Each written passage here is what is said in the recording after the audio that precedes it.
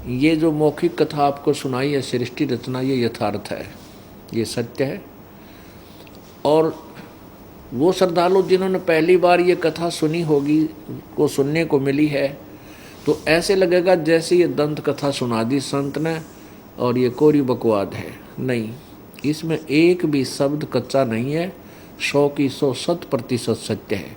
लेकिन हमने ये ज्ञान कभी सुना नहीं, इसलिए हम अपने अज्ञान की तराजू में तोलते हैं, जिससे हमारा जो तोलने का जो बट्टे हैं, वेट हैं, वो व्यर्थ हैं, वो गलत हैं। अब हमने इस तत्व ज्ञान को सदग्रंथों वाले वट्टे से तोलना पड़ेगा, और फिर देखियो खरे पाओगे।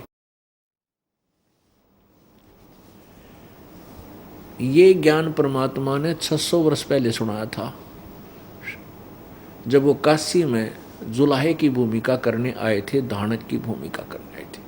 उस समय उन्होंने तत्वदर्शी संत की भूमिका की, और उस तत्वदर्शी संत रूप में उन्होंने अपने मुखारविंद से जो वाणी, जो तत्वज्ञान उच्चारण किया, वो लिपिबद्ध है।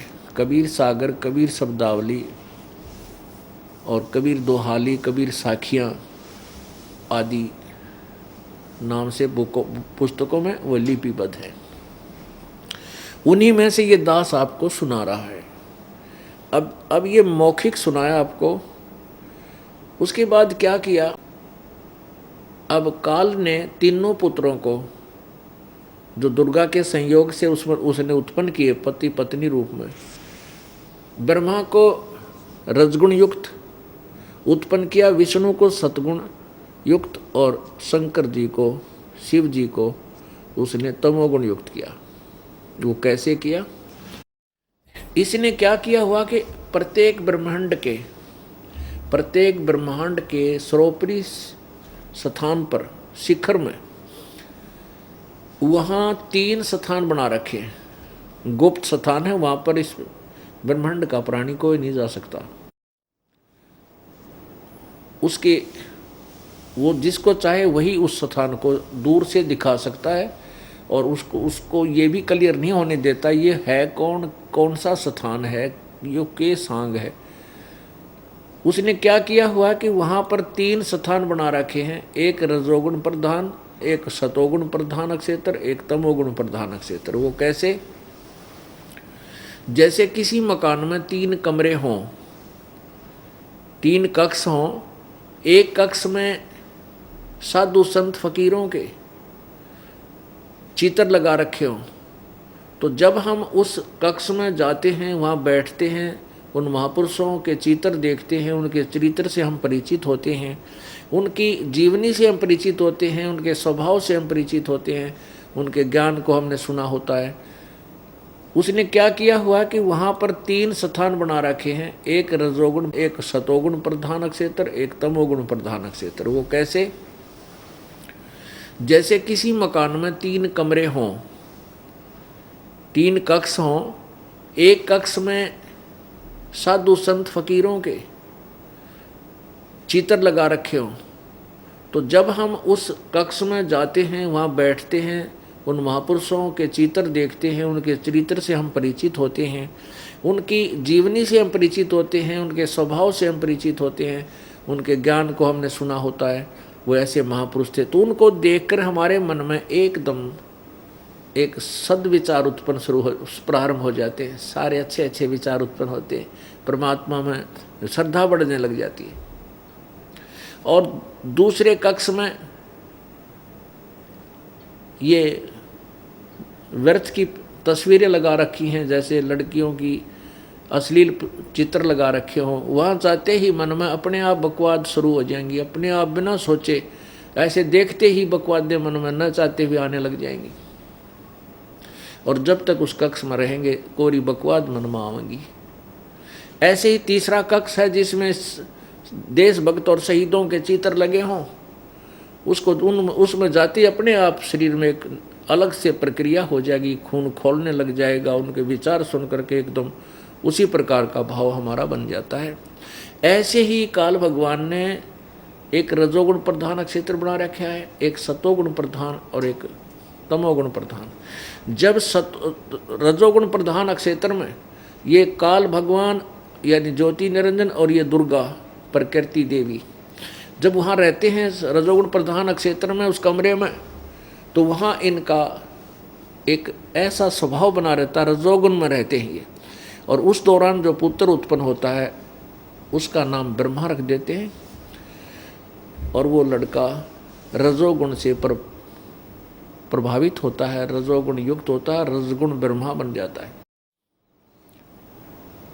उसके बाद इस ब्रह्मा को अचेत कर देते हैं छोटी ही आयु में, और जैसे कोमा में रखते हैं और इसको अपनी परवरिश जारी रखते हैं।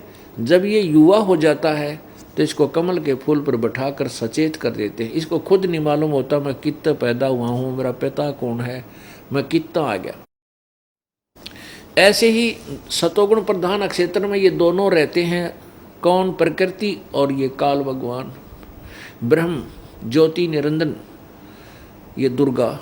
और वहाँ जो पति पत्नी व्यवहार से ये पुत्र उत्पन्न होता है वो तमोगुण युक्त हो जाता है, उसमें ऑटोमेटिकली तमोगुण हो जाता है, और उसका नाम ये शिव रख देते हैं, शंकर रख देते हैं उस। और फिर युवा होने पर छोटे उम्र से उसको बेहोश कर देते हैं और युवा होने पर सचेत कर देते हैं।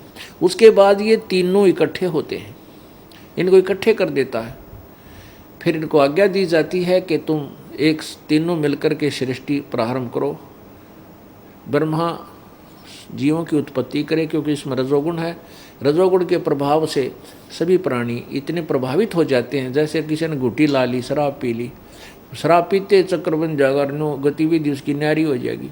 ऐसे ही प्राणी जब रजोगुण के से युक्त होता है, रजोगुण का दबाव बढ़ जाता है, कोरी बकवाद सोचने लग जाता है और इतना प्रभावित हो जाता है कि फिर वो संतान उत्पत्ति करता है। हर प्राणी की यही स्थिति है, चाहे वो पशु है, पक्षी है, चाहे नर है, मनुष्य है, चाहे देव है। उसके बाद सतोगुण प्रधान जो भगवान विष्णु को कहा कि तू तेरे से सतिथि होगी, क्योंकि उसके अंदर तो सतोगुण भर दिया। अब सतिथि उसके गुण के प्रभाव से हम एक दूसरे में मोह ममता प्यार, पोता पोतियों में, बेटा बेटियों में, कार कोठियों में, ये जो ममता जो जकड़े पड़े हम, ये सतोगुण के दबाव से, जीव के बस की बात नहीं, इससे हट जा। ये तो परमात्मा का एंटीबायोटिक ये ज्ञान, ये भक्ति, ये गोलियां टैबलेट आप खाओगे, जो मुट्ठी भर भर का गप्पे गले मारोगे, यानी अत्यधिक साधना करोगे, तब जाकर ये आपके अंदर से निष्क्रिय होगी सारी करना।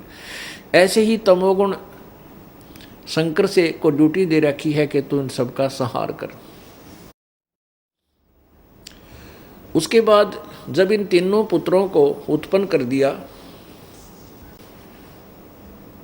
फिर काल भगवान ने दुर्गा से कहा कि इन बच्चों को सागर मंथन के लिए भेज। दुर्गा ने इन तीनों पुत्रों को ब्रह्मा विष्णु महेश को सागर मंथन पर भेज दिया। सागर मंथन किया तो उसमें 4 वेद निकले। पूर्ण परमात्मा ने इस ज्योति निरंजन को, ब्रह्म को 5 वेद दिए थे। इसने क्या किया कि 5वां जो वेद था सवसम वेद, उसको गुप्त रखा, और जिसमें इसकी पोल खुल रही थी, और 4 वेद जिसमें इनकम्प्लीट ज्ञान है, ज्ञान तो सही है लेकिन अधूरा है, वो चारों वेद अपने श्वासों के, जैसे कंप्यूटर में तो निकाल दिया करें या एक मोबाइल से दूसरे मोबाइल में फिक्स कर डाल दिया, ऐसे डाल दिया। तो इसने क्या किया, 4 वेदों को अपनी श्वासों द्वारा समुद्र में प्रवेश कर दिया।